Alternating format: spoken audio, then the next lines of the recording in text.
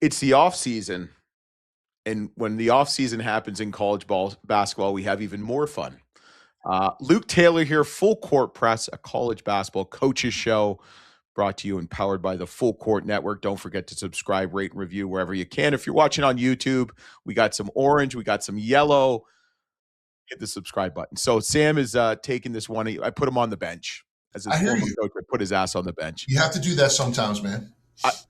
I know. I still love him. He's my guy and my in crime.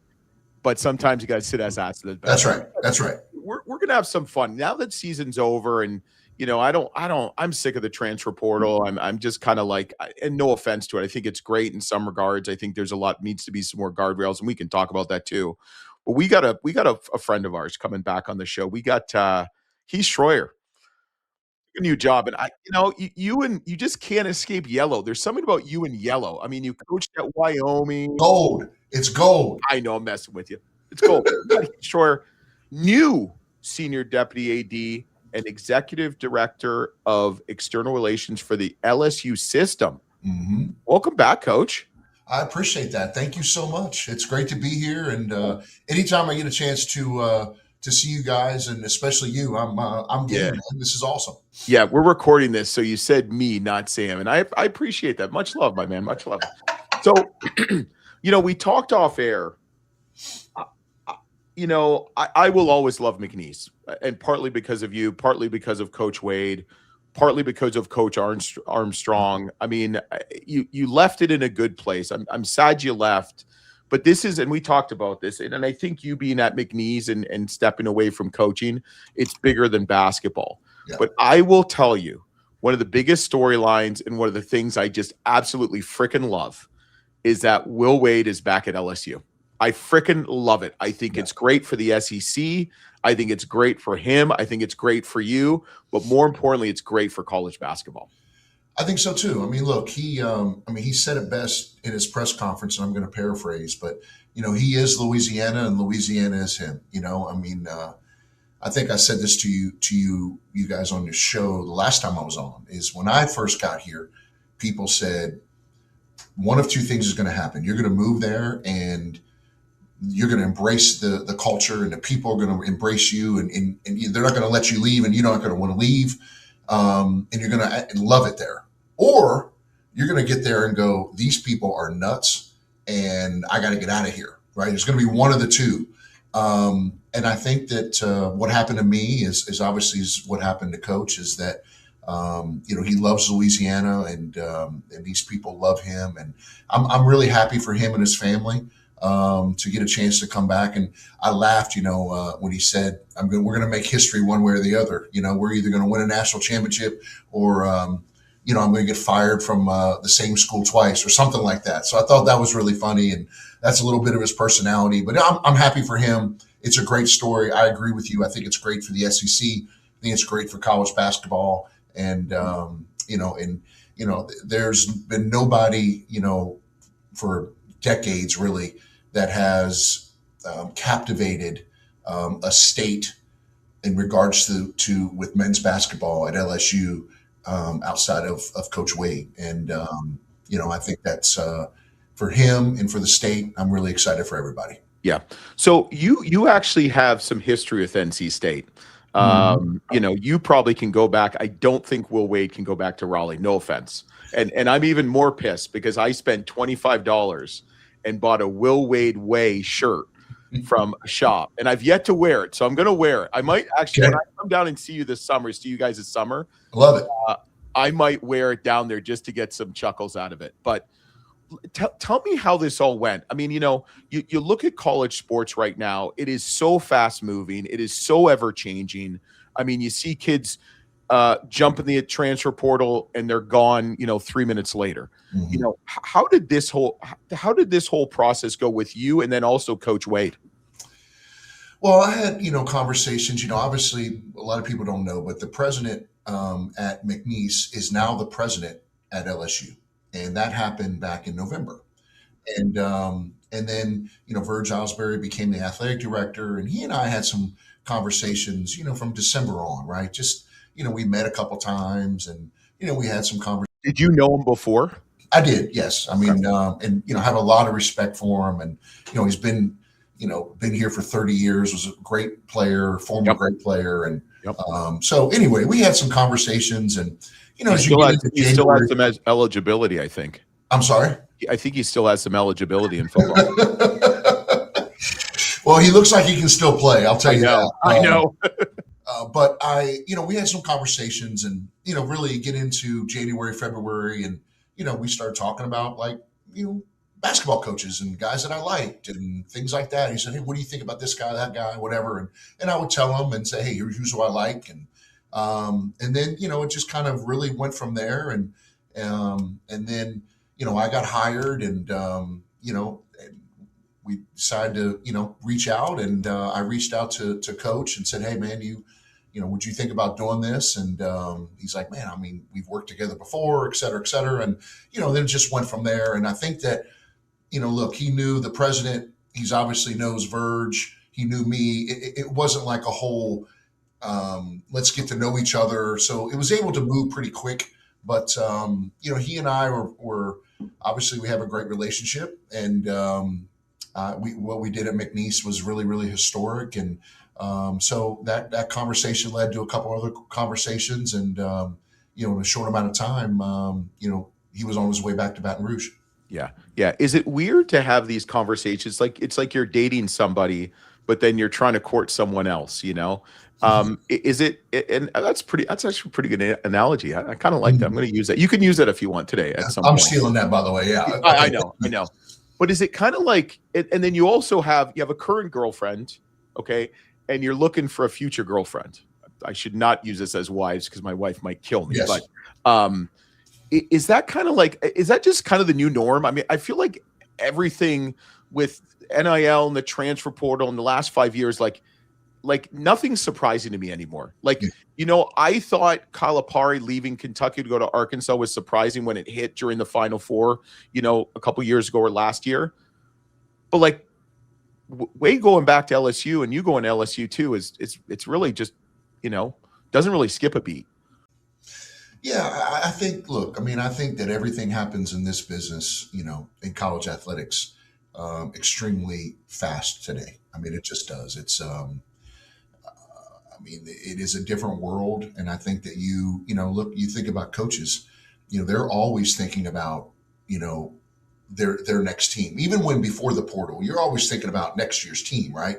Well, think about, like, if you read anything about what Dusty May talked about, he talked about, hey, we won the national championship, and I really had no time to enjoy it because we're already late on the portal, right? And when Coach Saban won a championship, he talked about that. Like, we got to meet the next day because we were late. So it really is.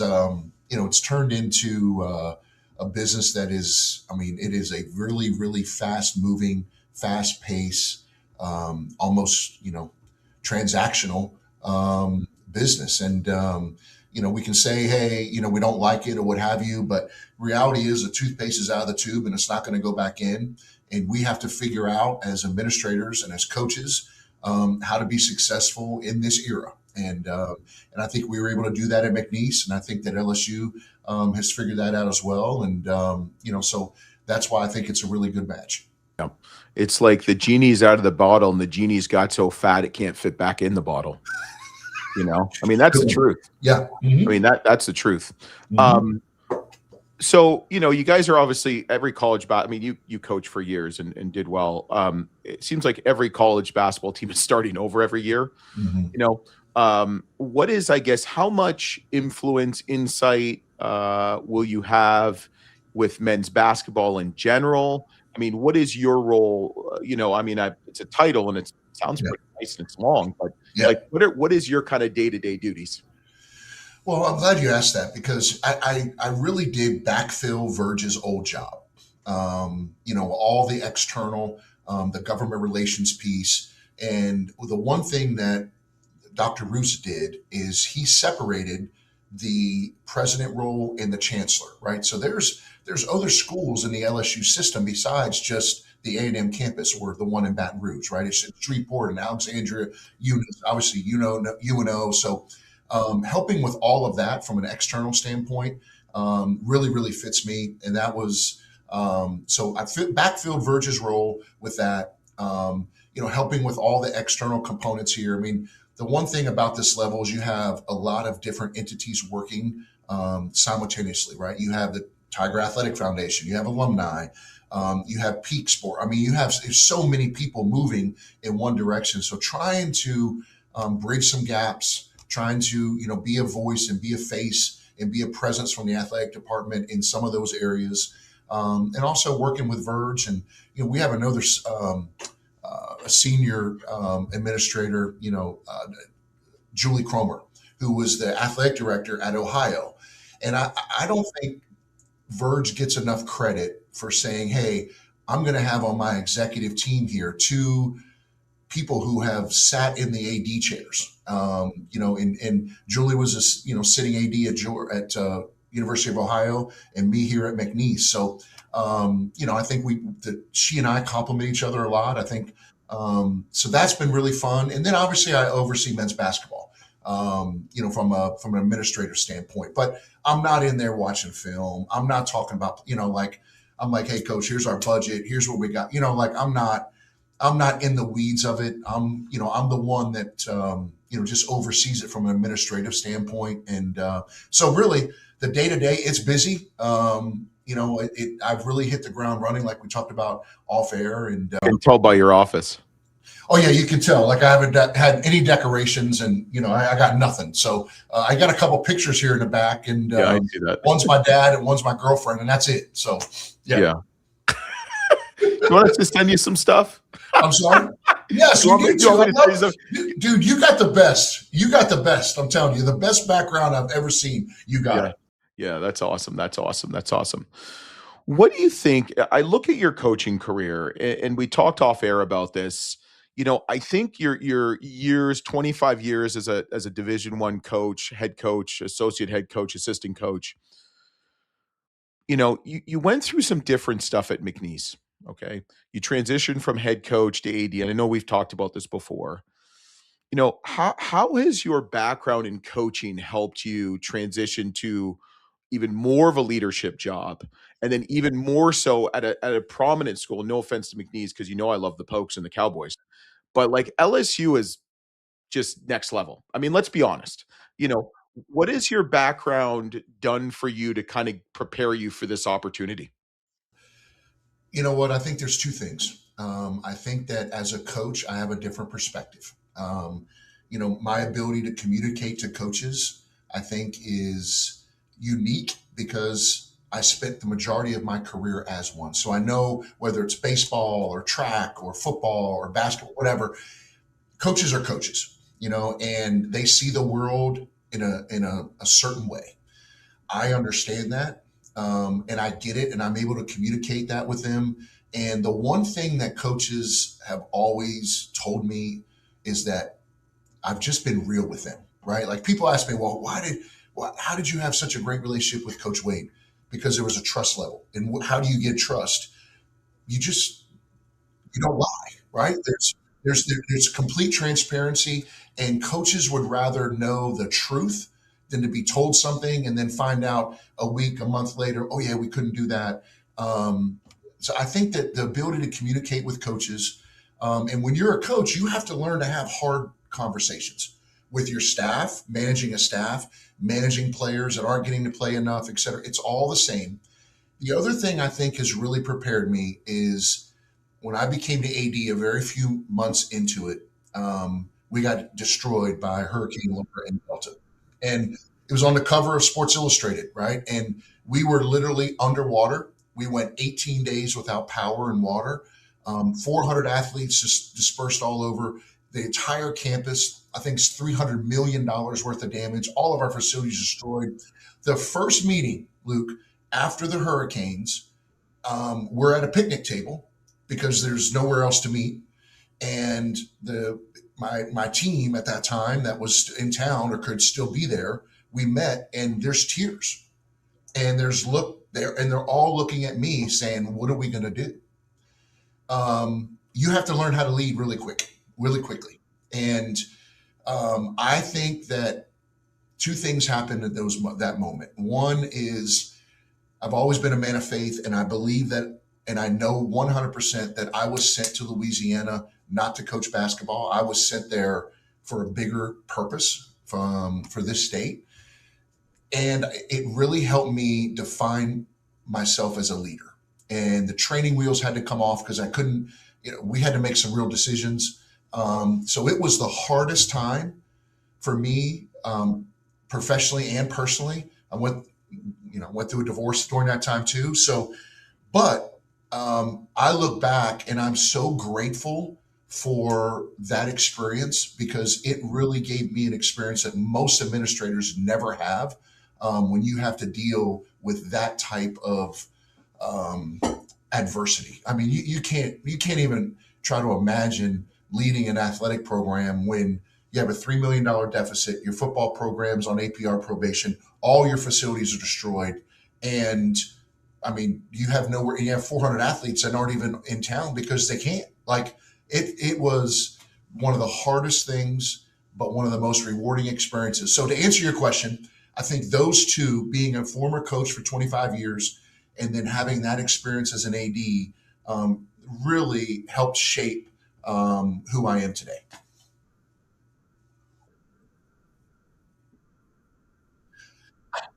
No, no, and I was telling two coaches, on campus yesterday, and I was a JUCO coach. My first job at 23 years old was a junior college assistant in California. I mean, yeah, I mean, like I did the laundry. I was over training table. I did, curfews, and I remember sitting there at training table like many, many days just praying that there was one piece of chicken left so I could eat. So I made $5,000 and lived in a dorm. Like that's who I am, and I've never lost that. Waking up and having my dad wake me up in the morning and say, "Come on, man, we got to go."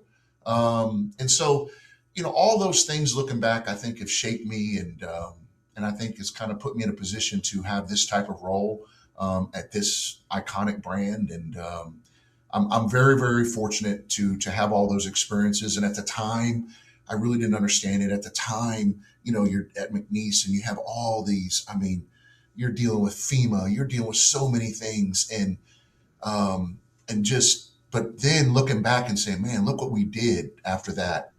It was really special.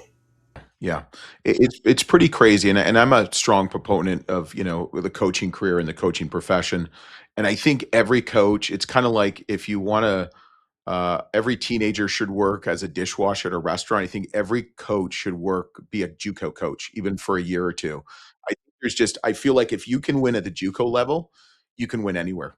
Oh, Um, 100%. because Yeah, it's like MacGyver. It's literally MacGyver. I mean, you've got to, like you said, you just want a piece of chicken, and you got to figure out how to cut it up 10 pieces to get that piece, right? I mean, that's exactly right. nuts. It's It's really it's nuts.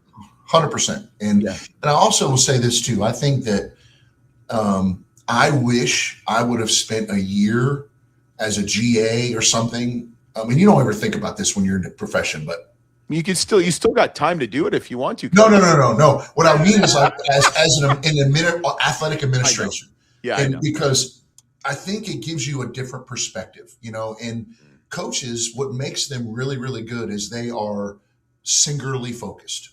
I mean, they don't know what day of the week it is. They don't know anything except the next practice, the next game, the next meeting, right? That's the great ones are so singularly focused. Yeah. And when you come on this side, you realize that it is so much bigger. And yes, that sport is really, really important. And let's be honest, there's some that obviously drive revenue that are, you can say, a little more important potentially. Yeah. But everybody has a role.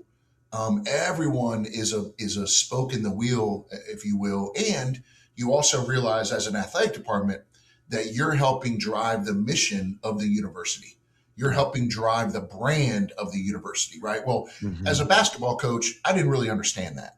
Hmm. And if someone would have tried to explain it to me, I was like, yeah, yeah, okay. But Hmm. when you're in this role and the AD role, you really realize that athletics plays a huge part, but it is just a part in Yeah. the overall global brand of LSU and driving the mission of the president and the university. Yeah. So now you're in a different seat. You're at a Power Four school. I mean, your SEC is it just means more. I mean, that's their tagline, and it really does. I mean, it's pro sports in the South. That's what I've always called it. Um, if you look at where you're at now and you look at where you came from with the AD of McNeese and the way how college basketball is structured, how difficult is it for a program like McNeese or a High Point or a Miami, Ohio? I'm just throwing out names that made the tournament and many others that had great seasons. How difficult is it now that you're away from that seat as an athletic director, as a president of a mid-major, as a head coach to continue to succeed when, you've got the powers that be that you're currently at, to kind of compete against? I think it's going to get harder. I think that, just look at our league, for example, in the Southland. 3 years ago or 4 years ago when Coach Wade came in, the majority of the teams were in the 300s. Well, now, and we were 29th out of 31, 32 conferences. Last year, we were 17th. So people started to realize, hey, we got to invest. Yep. But I think the gap is going to get larger because of just the investment, where, people are spending 10, $15 million on a roster. 20. Yeah. And, at that level, at McNeese, we were at the top of the Southland. And before I left, we had a great night and put them in a position to have the best NIL and rev share in the league again. And that was one of the things I wanted to make sure happened before I left. And we did that. But, I think that, you look at the scores in the first round of the NCAA tournament and you look at the upsets, they're fewer. The discrepancy's gotten bigger and there's fewer upsets. And I don't personally like that because that's what March Madness is, right? It's the Cinderella getting to the Sweet 16 and, it's the McNeese beating Clemson and High Point winning the game. Like, that's what it's about. But I think that, unfortunately, I think that those type of situations are going to occur less because the discrepancy is going to continue to grow until they put some regulations and some guardrails on this. It's really hard for, look at McNeese, right? We were very, very fortunate. We returned our best players 3 years in a row, and we were able to return, get Larry Johnson to come back this year. Freshman, stud. But if you can do that every single year, like what would Larry Johnson be at McNeese as a junior or senior? It'd be a monster, right? Yeah. Well, those times, it's hard. I think when you look back at when there were so many upsets, is that group of seniors or older teams were able to come and play the one and done teams. And, you got 22, 23-year-olds playing against 18, 19. Well, on any given day on a neutral floor, those things, those upsets can happen. So, but if, until there's some guidelines and I'm afraid that the discrepancy is going to get even greater. Yeah, but it's also crazy too. And as you know, as a coach, the more you spend doesn't mean you're guaranteed the more to win, and I think there's that, you're seeing it and not knocking. I actually feel bad for Coach Pope at Kentucky. And you probably know him personally. He's part of the brotherhood of coaching in that group. But he's also in the SEC, which you probably don't feel that bad for him.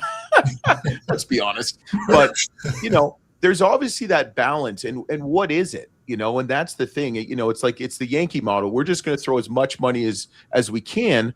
But at the end of the day, that money's going to eventually dry out if you don't win. Oh, there's no question about it. And I think that, you still have to really, really be able to evaluate.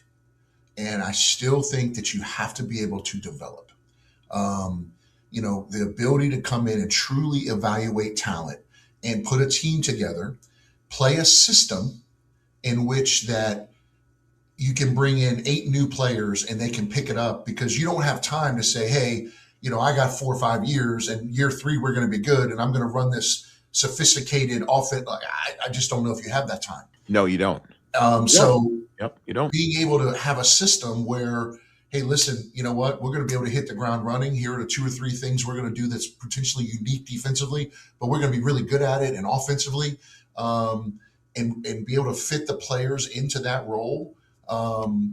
Because just going out and, hey, I'm just going to go throw money around. I mean, I don't know if that really works. And It doesn't. you know, It just doesn't work. It doesn't work. I'll tell you this. I think that if you do, I know we're talking basketball, but I think Coach Kiffin, what he did at Ole Miss and how he constructed his roster, him and his GM did an unbelievable job, what you're doing here. And, so I think that just the ability to just throw around money, that's not going to guarantee you to win. You still have to have a culture. You still have to get people to buy into something bigger than themselves. You have to be able to get guys to accept roles. And it just becomes harder because all these kids now, especially at this level, have agents, and they're all in. I mean, so the job is very, very different than it was. I mean, shoot, even 3 years ago. It's crazy. The agents. Yeah, you said agents, and I think that's, and I don't want a response. You know me, we don't look for sound bites, but I think the agents are killing this. I mean, and it's funny because you can go to the NBA and you have to be licensed and all this stuff, but in college, I mean, I could be an agent tomorrow. Yeah, I mean, it's just like I said, it's just a different world, Luke. Like it really is. But again, like I told coaches at McNeese, and I say it here, like, look, at the end of the day, what are the rules? Right? Where are we at? And we got to figure out how to be successful in this era.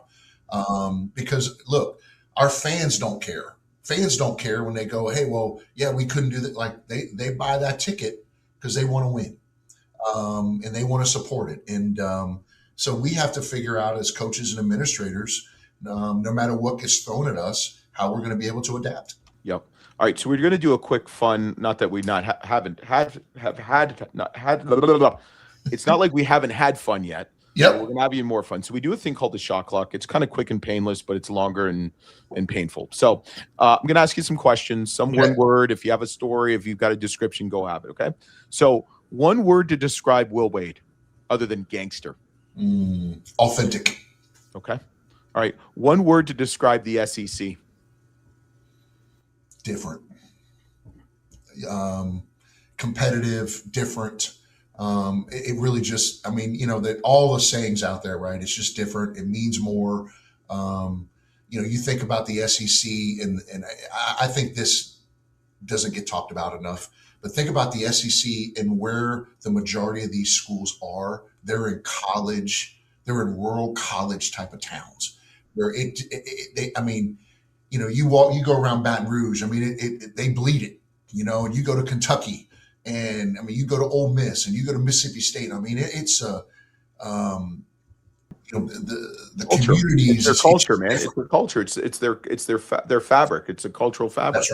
That's right. 100%. Yeah. All right. Give me biggest coaching influence and best advice ever given. Oh gosh. Coaching influence.